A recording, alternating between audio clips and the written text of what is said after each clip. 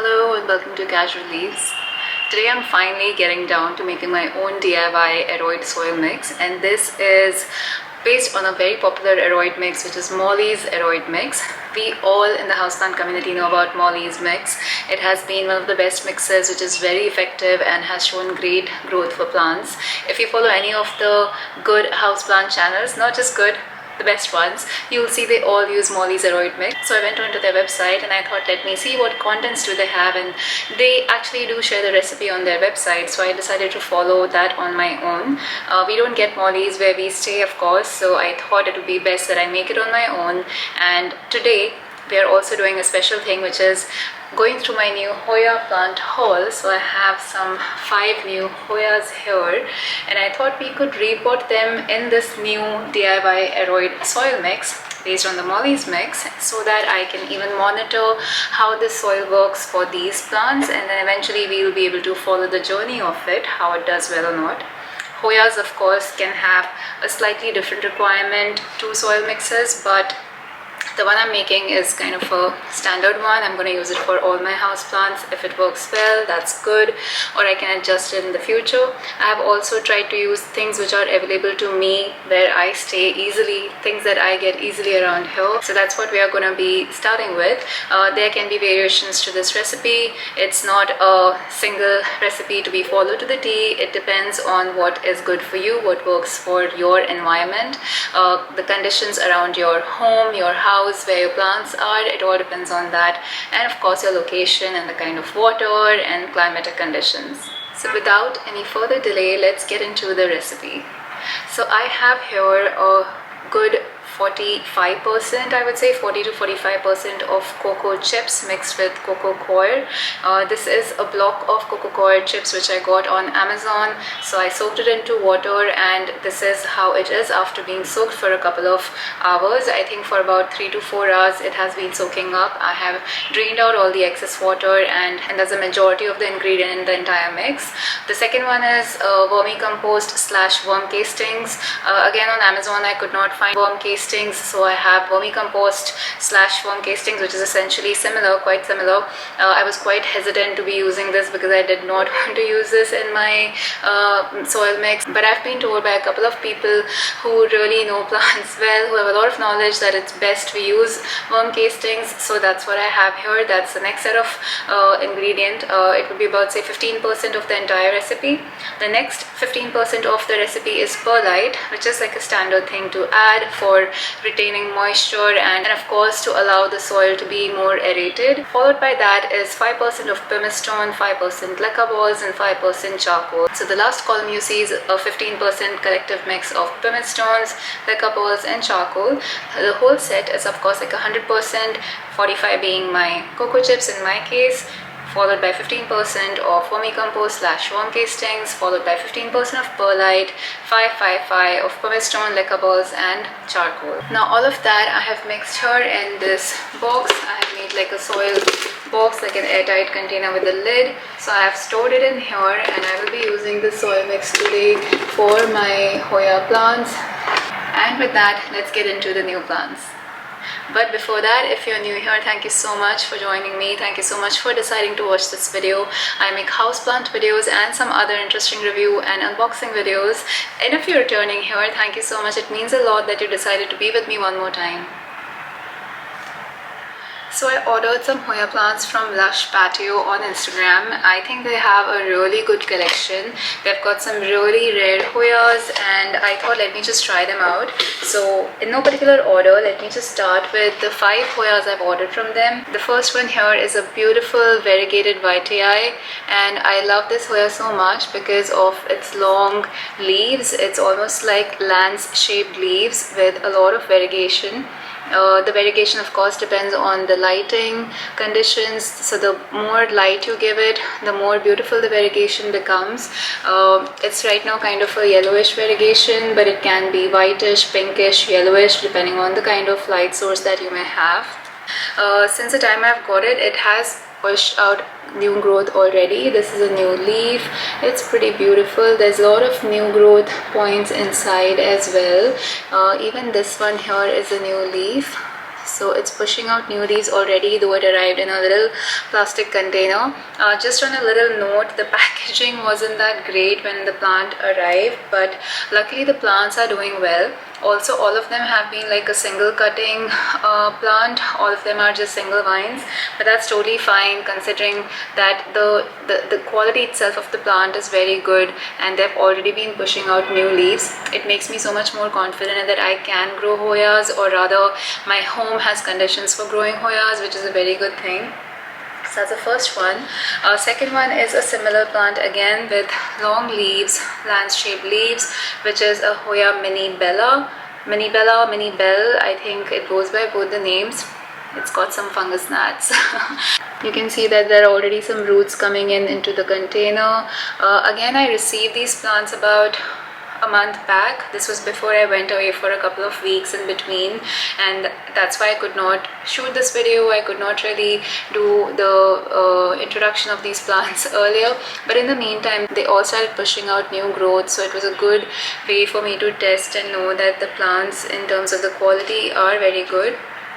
So this one, there is actually, this one is a new leaf which came in the last 1 month, so that's pretty cool. It looks very similar to Wayetii, and Hoya Minibell is actually a crossover of Hoya carnosa and Hoya shepherdii.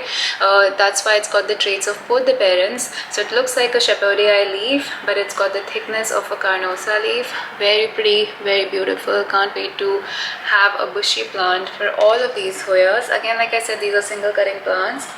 The next one is a quite dusty one. So the next one is Hoya Dasyantha.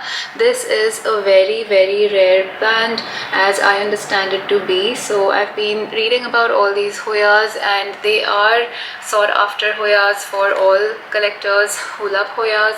Hoyas, of course, are these thick leaved plants. They're very waxy, very thick, very hardy plants with beautiful stunning variegations often, and leaf sizes and leaf shapes. Like you'll find all kind of leaf sizes and leaf shapes in Hoyas, and that's the beauty of them, that they have over more than 500 cultivars is what I understand, if I'm not wrong, and all of them have beautiful flowers. In fact, when I'm talking about the plants, I will kind of start projecting the flowers that each of them have.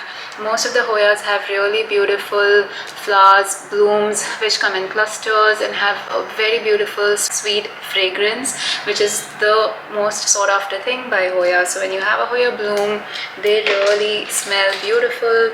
Most of them smell like vanilla and chocolate, so I'm looking forward to having some Hoya blooms sometime. It of course takes time. It's known that it takes about a year or more for Hoyas to bloom. The next one is this beautiful big leaved Hoya Vitellinoides.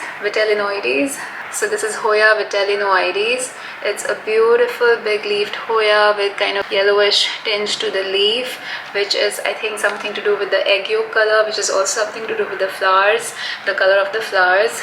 Again, I will search and put that on the screen. It's got this really big vine, but it's kind of dried up, so I will be chopping it off up to at least maybe here, and we'll see. This of course right now has not shown any growth, but it's working on roots is what I understand. Again, these are very flimsy containers, and maybe for such a big leaf plant it is not enough to provide any nutrients, so this one hasn't done much since I got it, but it's only been a month. But a beautiful plant. Love the leaves, love the venations, even the backs kind of reflect. Don't know if you can see, you can't, but it kind of lets the light pass through, and you can really see the veins from the backside as well. And the last one is, according to my internet research, very rare plant. It is a UT153. So these are kind of unnamed Hoyas which have these numbers allotted to them. So UT153 is more of these ovate kind of leaves. They've got again a lot of venations, like if you can see these stripy straight venations like running throughout the leaves. Very beautiful. It was trying to push out this new vein, but I think it started going yellow because maybe it got overwatered, and again this had too many fungus gnats, so I had put in a little matchstick which I believe helps avoid fungus gnats, just like a home remedy for it. So this is the last one that I have. I really liked it because of the shape of the leaves and the color. This is a slightly lighter green color than the other ones. Like Dasyantha is very dark as you can see, and this one is very lightish. So I've got all shades of colors here, variegations and shapes with all these 5 Hoyas. So really excited about these 5 Hoyas, and I am going to now unbox these little planters that I've ordered off of Amazon, which are these small 4-inch kind of pots. So I ordered a set of 25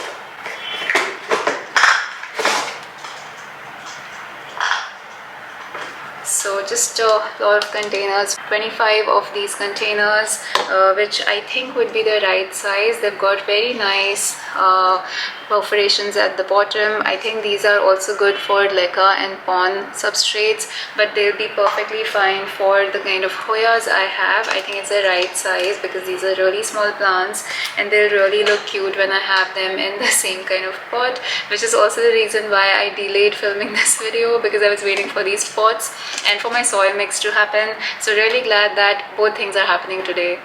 So let's get into potting them up. So just gonna start with the Hoya Wayetii. I have to be very delicate with this because there's a lot of tiny, very tiny small growth points and leaves, and I don't want to damage that.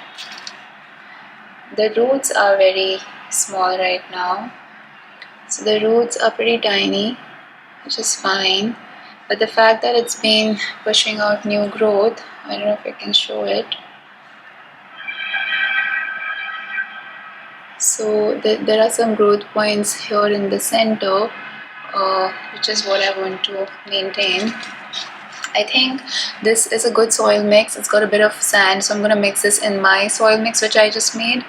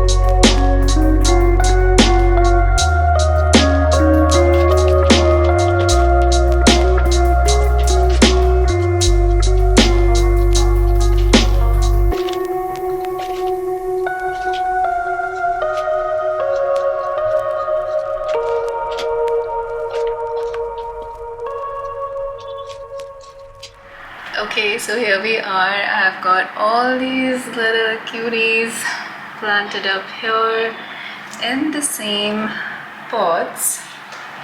Let me just show it to you.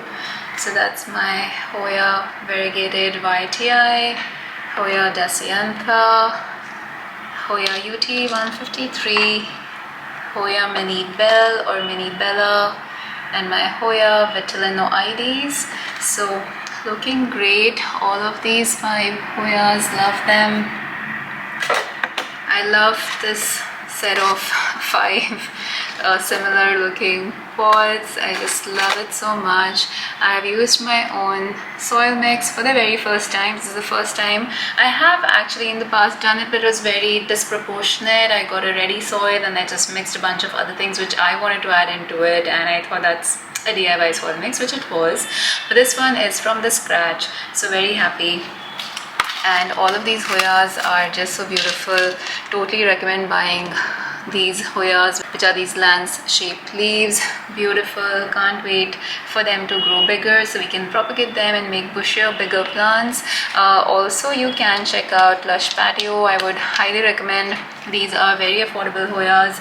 Of course, these are not like bushy ones, and these are single cuttings, which I've said, but it's nevertheless worth to try if you're new into Hoyas. And also a special mention to this one here. So I've got a new big size Monstera. I just got her today and I brought her up close here to show you guys. It's pretty huge. So she's very huge, as you can see. This is the biggest size leaf, the newest one it has. It's got these double fenestrations now and a lot of leaves here at the back as well. It's quite a big plant, so very happy. Got a very good deal on her. So just got her up front here to show and make a debut on the channel. Well, hope you watched this video till the end. That's it for today. If you try my DIY soil mix recipe, which I'll put in the description below, do let me know how it worked out for you. Or if you have your own recipe, do share it with me in the comments below. I would love to chat on that with you. And let me know about what Hoyas you have, if you have Hoyas at all, or do you not get them like most of us don't till we get our first one. So let me know about that. And I will see you in the next one. Bye.